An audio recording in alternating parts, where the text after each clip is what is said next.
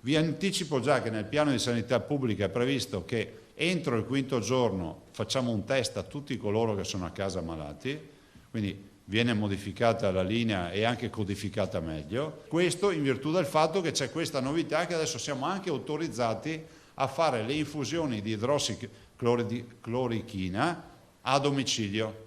Questo per partire nelle prime fasi direttamente del malato e accompagnarlo e evitare l'ospedalizzazione per quanto sia possibile. Test a casa ai soggetti malati entro il quinto giorno dal manifestarsi dei sintomi è una delle nuove linee contenute nel piano di sanità pubblica completato in queste ore dalla Regione Veneto, piano in cui si affronta anche il nodo case di riposo. Nuova riunione su questo tema del presidente del Veneto Zaia con i direttori generali delle ULSS. I decessi negli istituti, extra conteggio ospedaliero, quindi sono al momento 40. La separazione tra positivi e negativi è fondamentale, per cui dove è possibile farla la si fa in loco, dove non è possibile farla bisognerà eventualmente predisporre lo spostamento della quota minoritaria tra i positivi e i negativi. Se ho 50 positivi e 5 negativi mi sembra logico che quella casa di riposo diventa un Covid center per le case di riposo per i positivi, perché i 5 negativi li porteremo da qualche altra parte. Solo da alcuni giorni gli istituti, dove si sono contati non solo anziani ma anche operatori contagiati, sono stati forniti di tutti i dispositivi di protezione necessari, prima irreperibili sul mercato. Abbiamo mandato tutto quello che avevamo perché non avevamo forniture.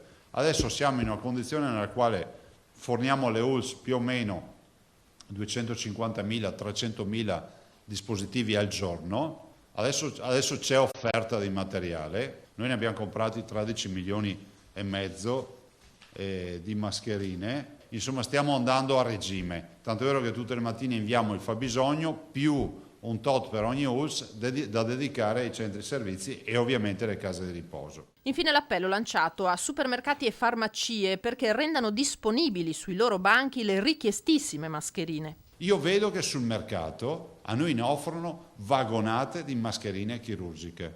In questo momento ce le stanno offrendo. La preghiera che faccio agli operatori, mettetevi assieme perché è vero, sono quantità grosse, compratele e mettetele in vendita nei banchi dei supermercati, nelle farmacie.